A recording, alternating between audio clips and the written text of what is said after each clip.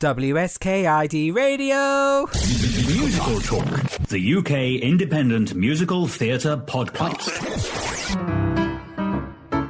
Hello, welcome to this week's episode of Musical Talk, and a happy Halloween to you. Ooh. I'm here with Andrew Keating. Hello, Andrew Keating.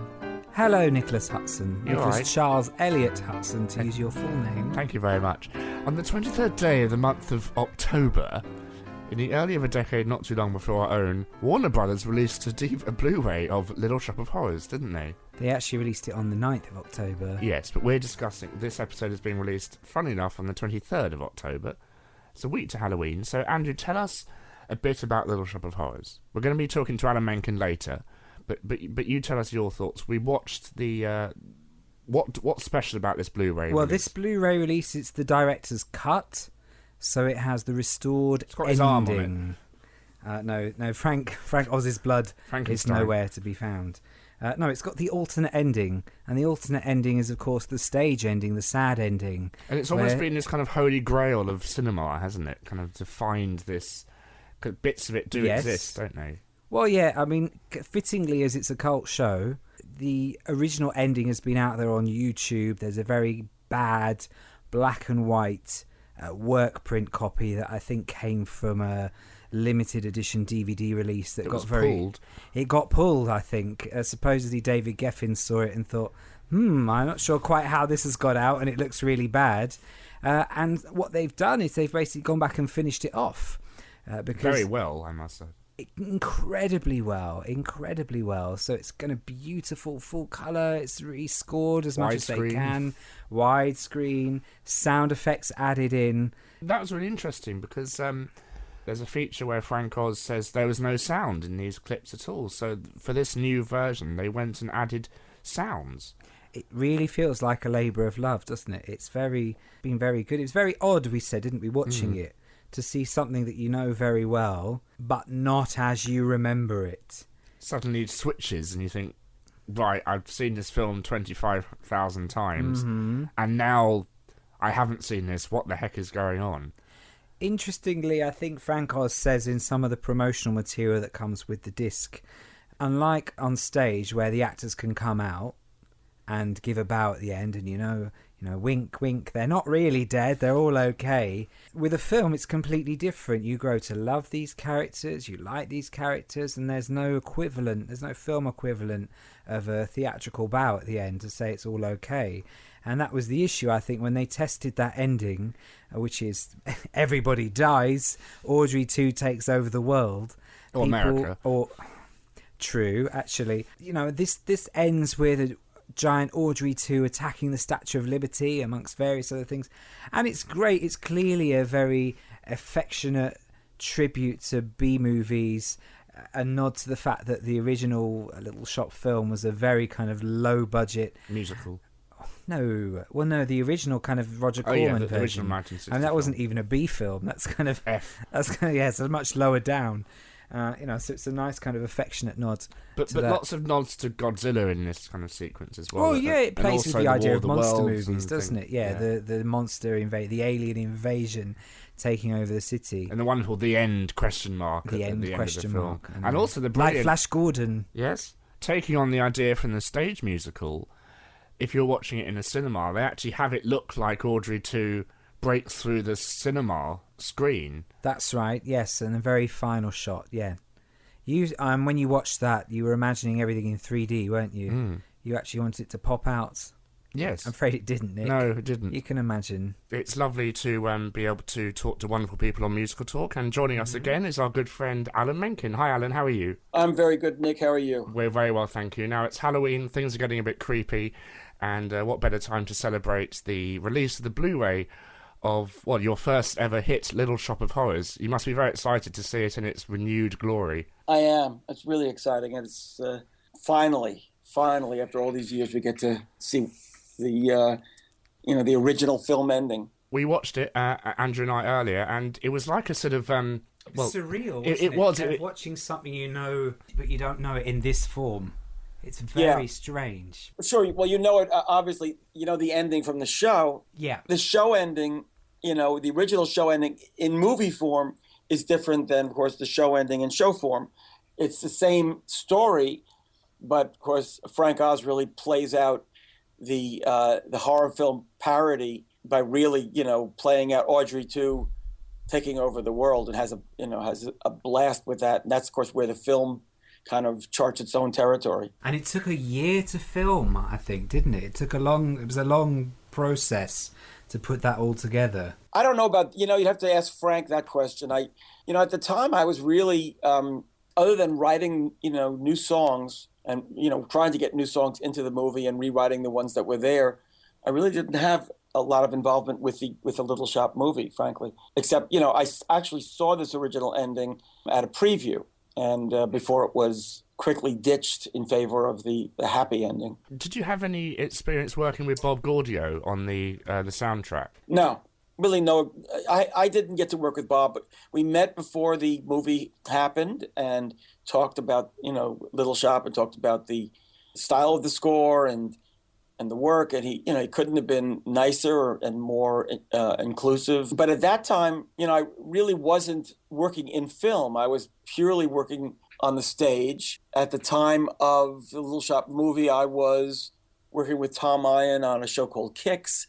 I was working on a musical of The Apprenticeship of Eddie Kravitz, and also scoring The Little Mermaid. Howard had more direct involvement because Howard was writing the new screenplay. So Bob Gaudio and Robbie Merkin and Bob Billig sort of represented me on the movie. And Miles Goodman wrote the underscore. And it was after that movie was released, and especially after Miles actually received a Golden Globe nomination for Best Score. And I went, what the? You got quite annoyed, didn't you? Well, it was strange. I don't blame Miles, but, it was 8 minutes of adaptation music, but I was ineligible. So in a sense, Miles was nominated to represent me. And, thank God the Academy rectified that by nominating Mean Green Mother from Outer Space, for Best Song. But after that, I resolved every possible time to write the underscore as well as the songs for the movies that I worked on. And starting with Little Shop of Horrors, as I've told you before, Alan, and I'm sure you've heard many, many times, your writing was my soundtrack growing up, and I remember chatting to your daughter saying that I used to dance around the living room to Dentist. So to watch this film again, as Andrew was saying, it was like I want to use a term, it was like a nightmare, because it really is quite horrific, this new ending, isn't it, in a very, very good way. It's quite terrifying. It is. Well, because it goes from the specific story that we've been in the whole time to all the characters are gone and all that remains is Audrey 2 eating the world. And 3 and 4 and 5 and 6. Exactly. Yeah, I think it's Frank's homage to horror movies. As I say, it's outside of the form of the show. It is its own thing, and people can judge for themselves how they feel about it. I know I really enjoyed seeing what he did with that end. I mean, in a sense, musically, it was incomplete. They never really got to fully score that end piece. So a lot of what you're hearing was actually sort of music repeated and temped. So that is an aspect that was kind of unfinished. What would you do with it now if you were to score that big scene? What themes would you bring back? Would you have Mean Green Mother playing in the background or something like that? It's a good question. I haven't really thought about that before. I would certainly do something less repetitious than is there now, which is just a placekeeper. But in a way, because it's clearly letting people in on what was an unfinished, work, which is beautifully realized as far as the visuals. Maybe it's best that way. That it's left kind of like a temp score. But what would I do? I don't know. Maybe I'd want to hear the voices of Audrey and Seymour singing as this is happening, so you're reminded of it being their story. I don't know. It's something I never really had a chance to deal with, because frankly, it was Miles Goodman was really Frank's composer, as far as the film score. So it's probably presumptuous of me to venture into what it should have been. But, I think it probably would have been something more specific to the action. And at what point did you guys decide to give Audrey 2 a big song? Because Mean Green Mother wasn't the first song that was going to go in there, was it? We, in fact, made a number of attempts to get songs in for Audrey 2, though. We wrote a song called Bad. We wrote a song called Bad Like Me. And we wrote Mean Green Mother. So we actually wrote 3 songs for Audrey too in that spot. I used to hear the people talk about that old King Kong. They used to say he was the meanest, but them folks was wrong. He climbed the Empire State, the building ain't that big. Shoot, I can climb in half the time, but climbing ain't my gig. I'm just bad. I'm real bad. I'm bad. You know We also wrote a song for the end credits called Crystal, Reinette, and Chiffon. We wrote a song called Thunder Crash in the place where you see, there's a sequence where things are all improving for Seymour. Well, there's a lyric in the in one of the songs called Thunder Crash, Clash Kaboom. Yes, right. And it probably would have been essentially in that area. It's a song called Thunder Crash. But somewhere in that sequence was a new song we had written. We replaced Don't It Go to Show You Never Know with Some Fun Now, which was essentially a cousin of the other song, but it was new material on the chorus. We wrote a song called Your Day Begins Tonight, which was underscoring when Seymour is chopping up Oren's body.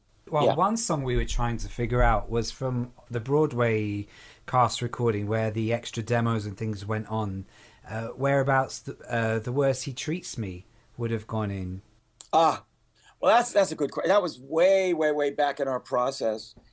I imagine it would have been sort of in the Somewhere That's Green spot, frankly. It's basically telling everybody, about Oren. And so probably would have been prior to Somewhere That's Green, but in the section of where she's defending, that boyfriend she has, before they say, what about Seymour?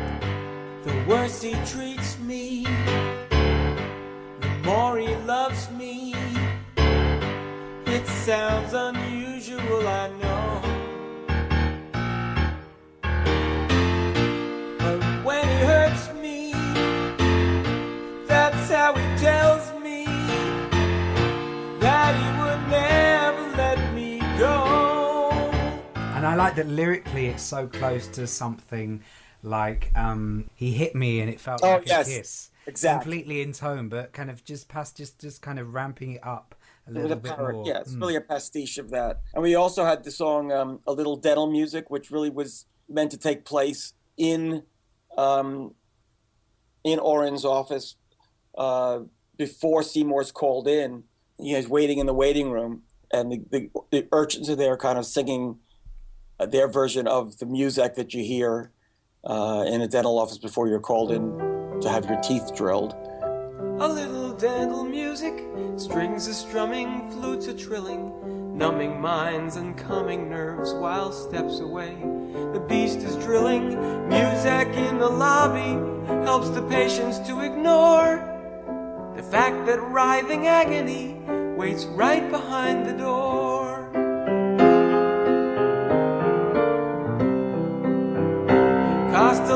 And then there was also the song We'll Have Tomorrow, which was in that spot where Audrey, kind of slaps Seymour. He says, because he's hysterical. He's, Mr. Mushnick is gone, but nobody knows that he's been eaten by the plant. And Seymour doesn't think he can handle it anymore. And then he reassures Audrey, we'll go somewhere where there's no plants at all. We'll have tomorrow if we just get through tonight. Now go, Audrey, please. You're sure you're all right? Don't worry about me. Don't worry about anything, okay? Okay. Don't you be frightened. Don't be afraid. If we see tomorrow, we've got it made.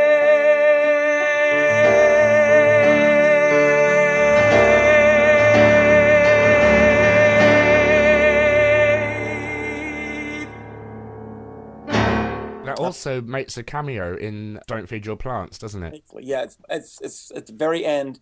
We have that little, we'll have tomorrow.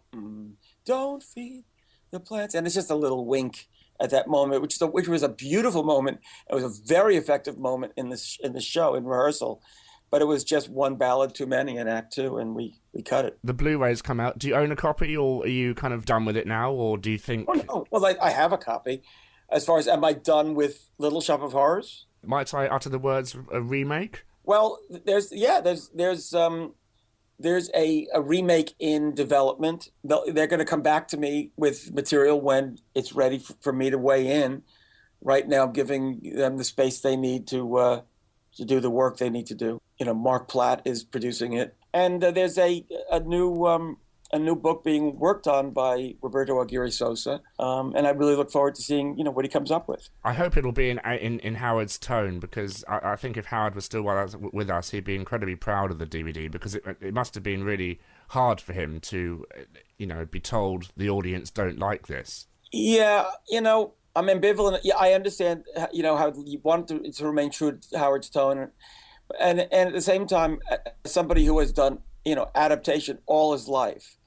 All the musicals I do have, source material and authors and estates, and I know how much of a pain it is when people breathe down your neck and want you to, follow the original in ways that are not necessarily natural to your process.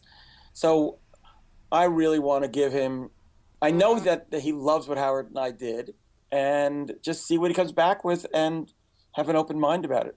Now, we want to move on to a couple of other things, but the Blu-ray of Little Shop of Horrors is out now in the States. I sent you an email earlier, I don't know if you saw it, but today at Disney World, the new Fantasyland opened. Yes, I did see that. That's wonderful. Yeah, it's very exciting. I got a little peek at it in process, and it was very exciting. A great homage to you and Howard there, with the Gaston pub finally realised, and the Little Mermaid ride is all open and ready. They have a few hidden Howards in there, on some of the books. I think there's a little bit of, people will search and find it, but little homage to Howard, which is very, very sweet. And also, we just want to congratulate you on your Tony Award win. Thank you. Yeah, that was exciting. What's happening in the future? You got a new animated feature coming out that you're working on with DreamWorks, aren't you? Yes, working on a new animated feature called Lidsville at DreamWorks, and it's in the early stages. It's based on the Sid and Marty Krofft TV series about basically a sort of psychedelic world of hats. And the score that Glenn Slater and I are writing is very much an homage to psychedelic rock. And I love working in those kinds of styles. It's so much fun. And we're just at the starting gate now. I know I said that a year ago, but there was a long delay just with getting the story right, and people being busy with other things. God knows, over the last year, I've been busy with a lot of other things. But now we're in the thick of beginning our work on it, so we're very excited about that. Now, I'm going to be unspecific now on a number of other things, because it's just too early for me to announce what they are. But I'm working on a new live-action film musical, and all I'll say about that is it's in the golden age of Hollywood style, and it's a story that utilizes Hollywood then and now in the story. I'm working on a new stage musical I'm very excited about, which is a movie and a play that I've wanted to do for a long time. And I'm finally, I have the rights together, and I'm starting work on that. And that, again, is at its very nascent stages. Aladdin is proceeding to the stage. Disney will make the announcements as far as what's going to happen, where and when. I do know that, but I have to clamp my mouth shut and not say. Don't tweet about it. Yeah, or don't talk about it at concerts. But it's very exciting. I can say, as a clue to where it is going, that in Seattle, of course, it was. We did it at the Fifth Avenue Theater in Seattle. Casey Nicholaw who directed Book of Mormon, among many other things, Drowsy Chaperone, and choreographed Spamalot, and Chad Beglin writing the new book and co-writing new songs, which will also include the original material I wrote, with Howard and with Sir Tim. So that's coming. There's also, we are working on the stage musical of Hunchback of Notre Dame is far from a dead issue. It's very much alive, and will be actually going into a reading soon. And I can't say when and where on that one, because I honestly don't know.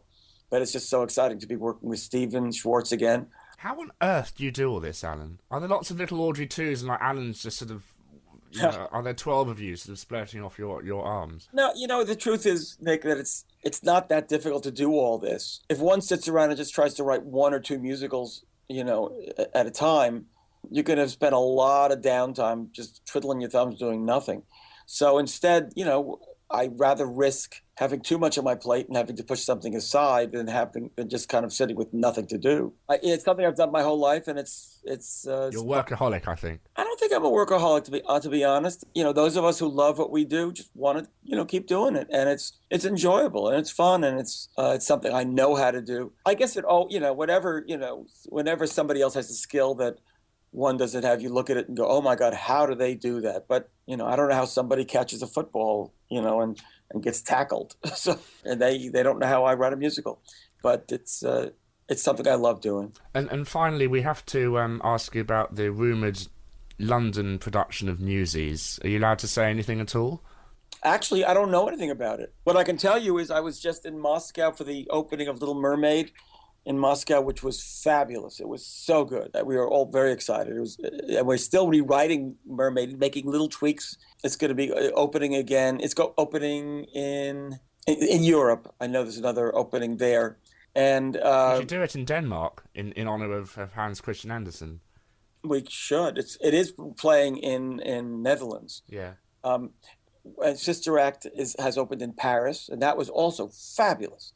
No pun intended. I had a great time, with the team there in Paris and seeing what they did at the Mogador Theater. All that stuff is just, it's very exciting. It's a lot of shows out there, and it's like you have children and they grow up and they go off, and you're just proud of them. And occasionally go and visit them, maybe offer some advice, but they're going to do what they need to do to get out into the world. Although I do have to say, after watching the Blu-ray today, with the unhappy ending, I kind of wish, maybe all shows should have that. Maybe there should be alternate endings for everything. Somewhere maybe Ursula kind of gets her own back on Ariel. Wouldn't that be interesting? Ariel dies and Ursula lives. That would be the ending I would like. Well, Andrew, you're a delightfully sick man, but it'd be interesting to see that. I think the world would be a little chagrined to see, Ariel turned in, she'd be turned into a polyp at the bottom of this Ariel and Triton in Ursula's lair.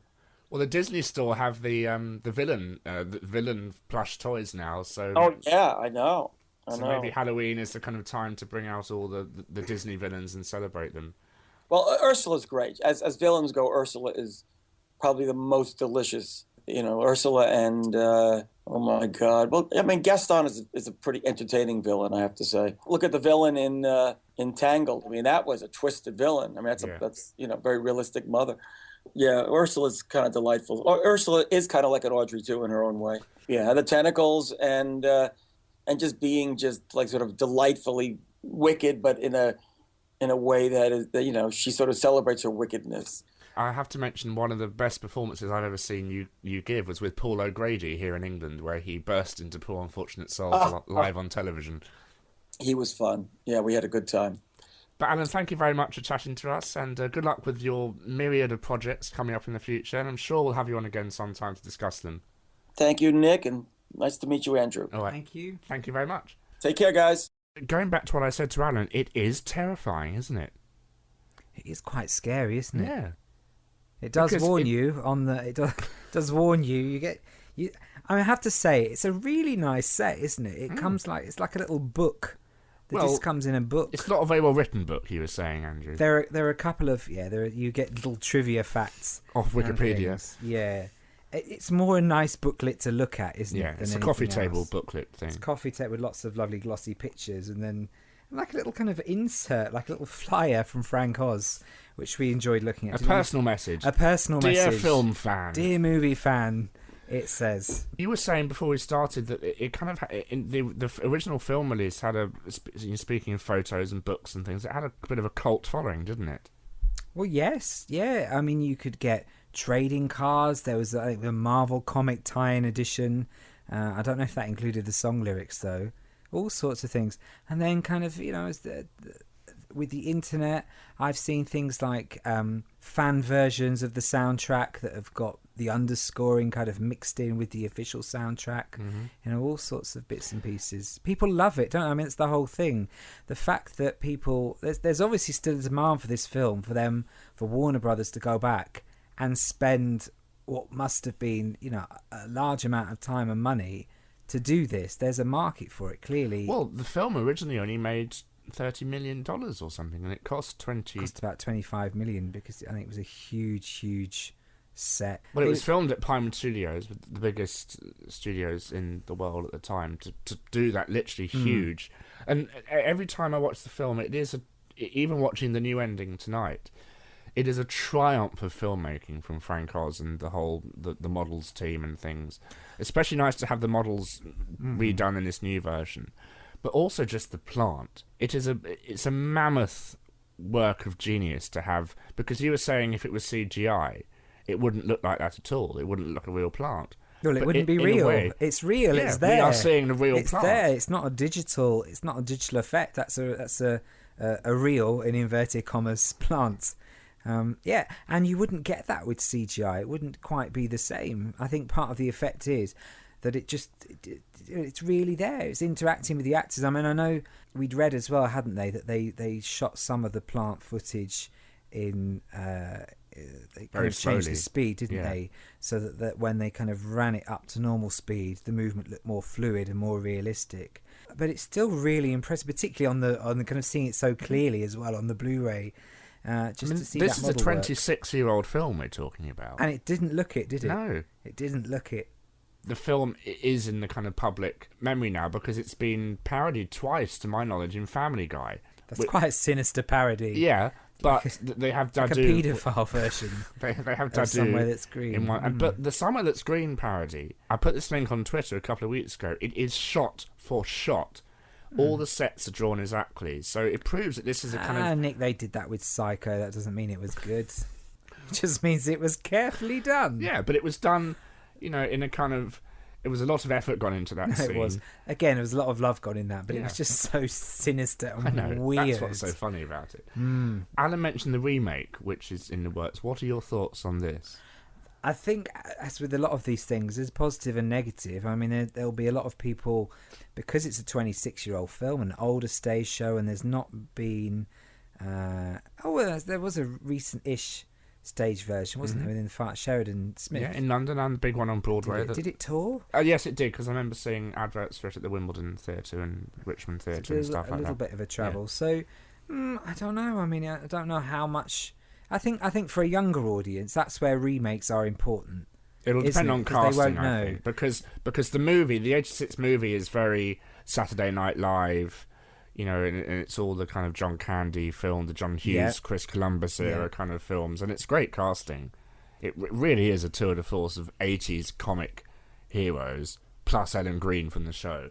I think if this is your version, a remake is probably not going to make a huge difference. It's always nice to compare things, but a remake is probably more important for maybe people that have never come across it, or a younger audience, so that they can at least see something of it for the first time. But now the Blu-ray's out, they can finally see the because the rumours. Do you saw the rumours like it was going to be Joseph Gordon-Levitt? I think he'd be very good Seymour. Now, who was the guy I said to you would make a good Audrey 2?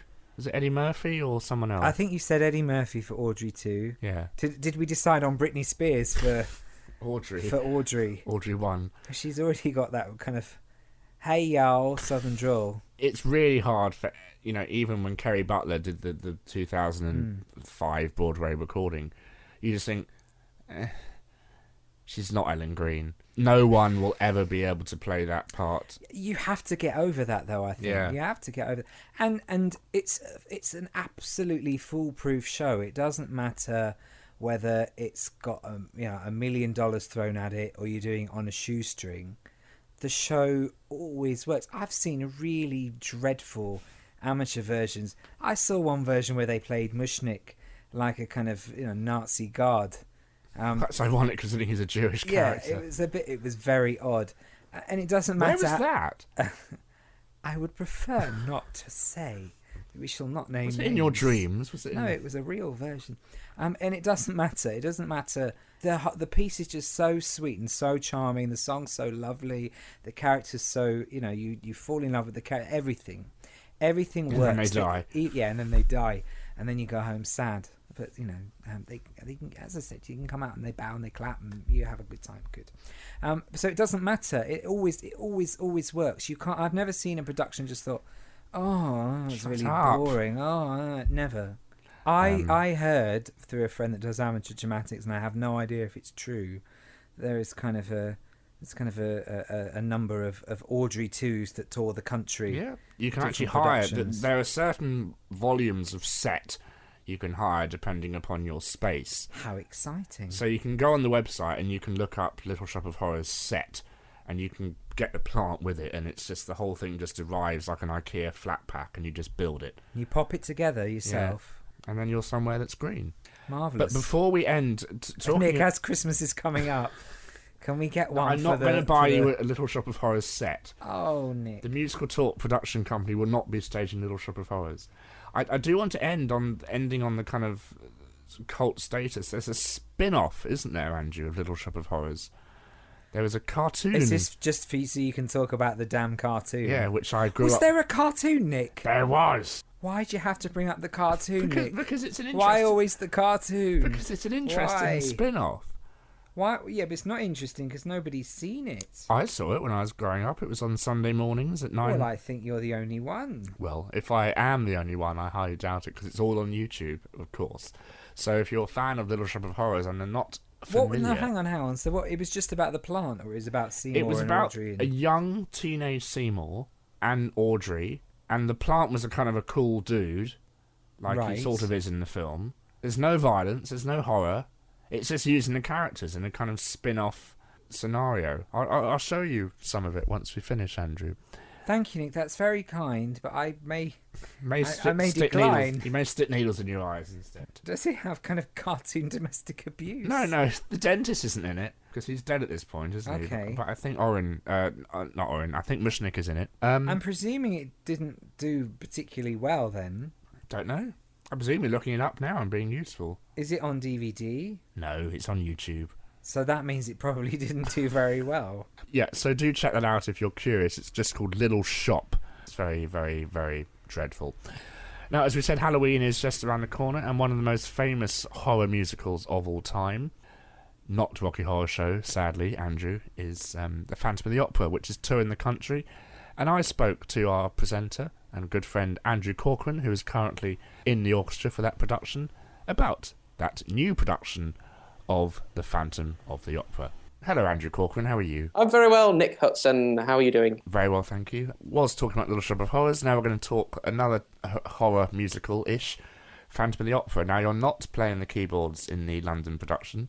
You're playing the keyboards in a brand new production, aren't you? They did the Les Mis treatment, didn't they? I'm joining you from Edinburgh, where Phantom of the Opera, the 25th anniversary tour, is currently playing. And as you say, yes, as they did with Les Mis' 25th anniversary, they have taken Phantom out on the road for a year or so, taking it around the provinces with a spectacular new production, as the billboards say outside the theatre. But sadly, they're not doing a Les Mis in so much as they're not putting it into the Barbican, which is a shame. There's no plans yet. I believe they've got plans to take this tour international, not with the cast, but certainly design-wise and directorially-wise. But no, don't seem to be any plans for it to come too close to London other than Milton Keynes, which is its next venue, actually, on the tour. I think it opens there at the end of this month of October.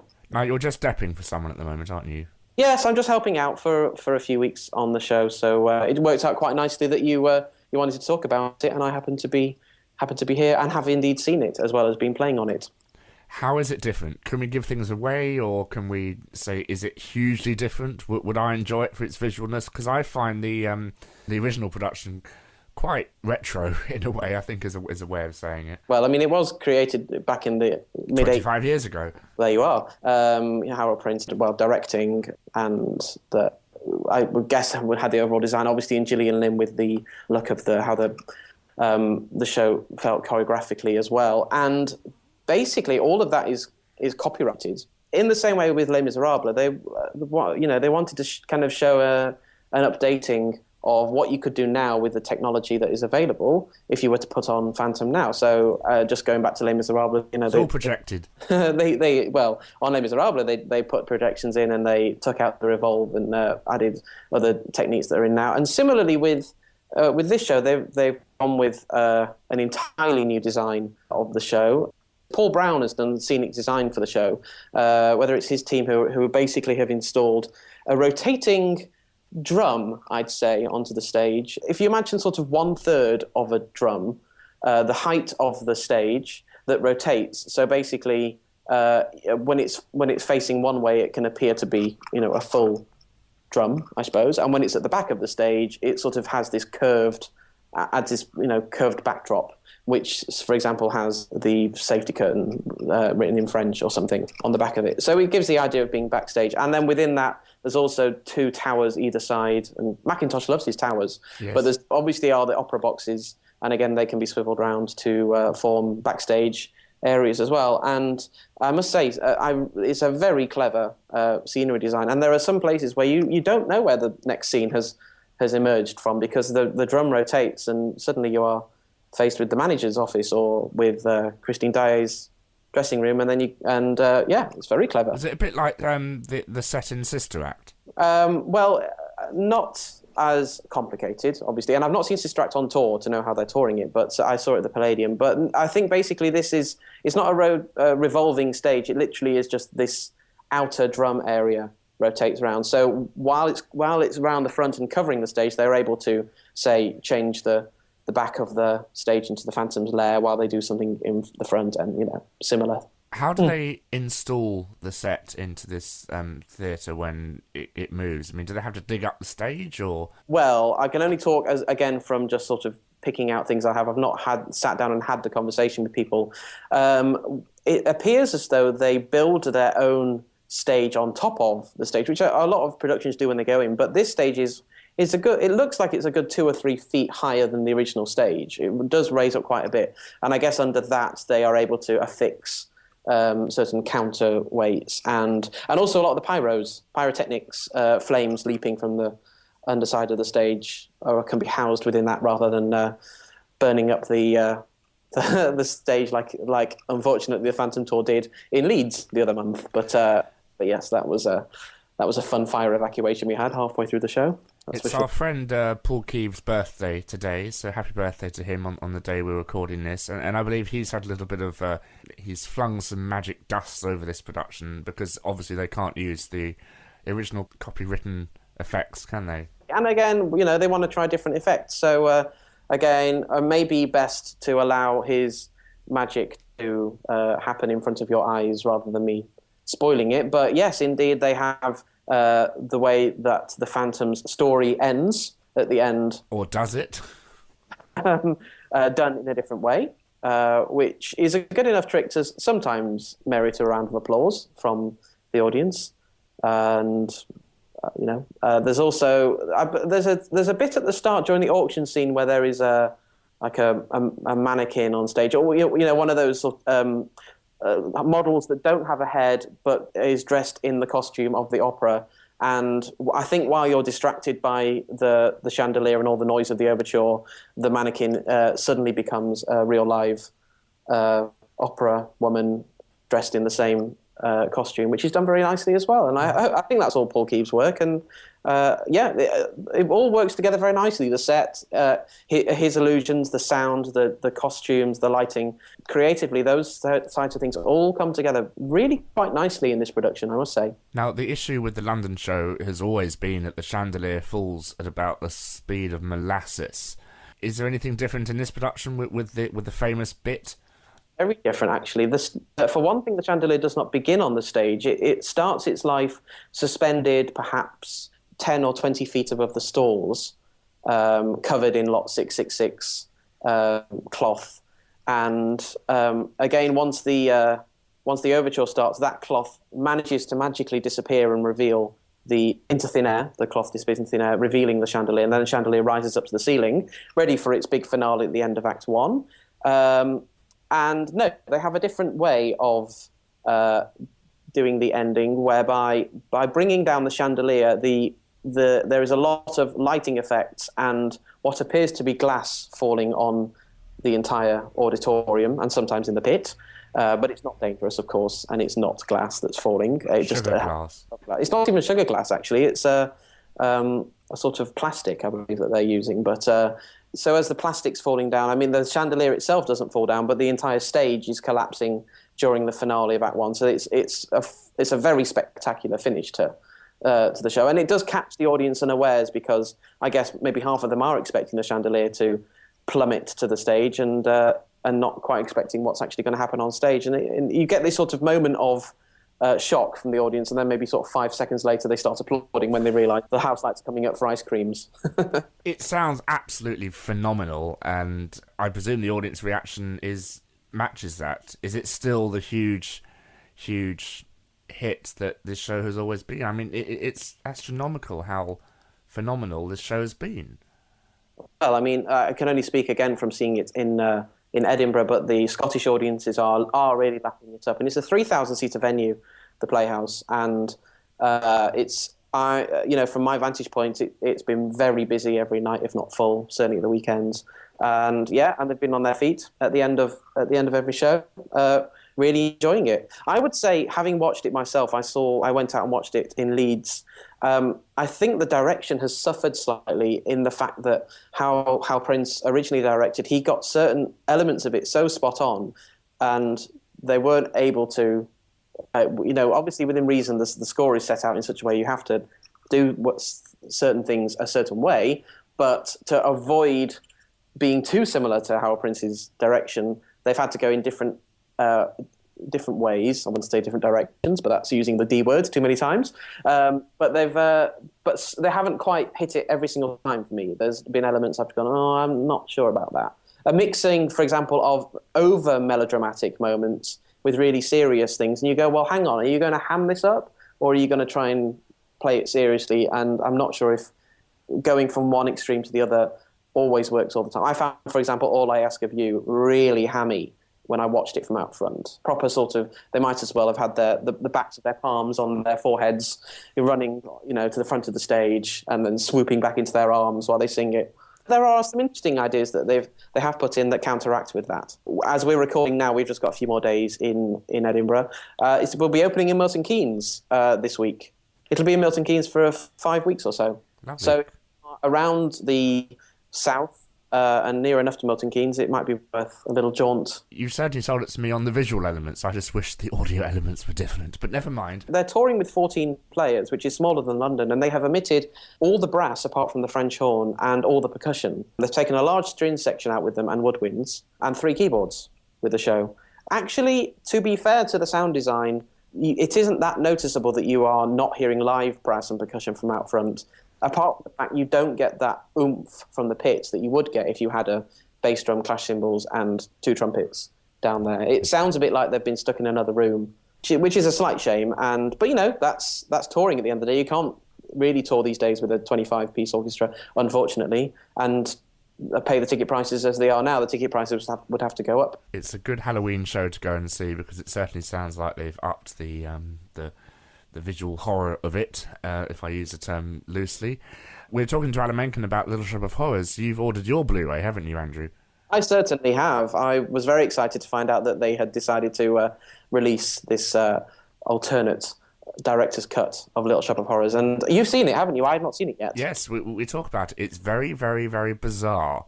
And I'll leave it at that because, you have this film that you've watched for 25 years. I know it back to front. I'm sure you know it very well. And Andrew Keating was saying he knew it very well.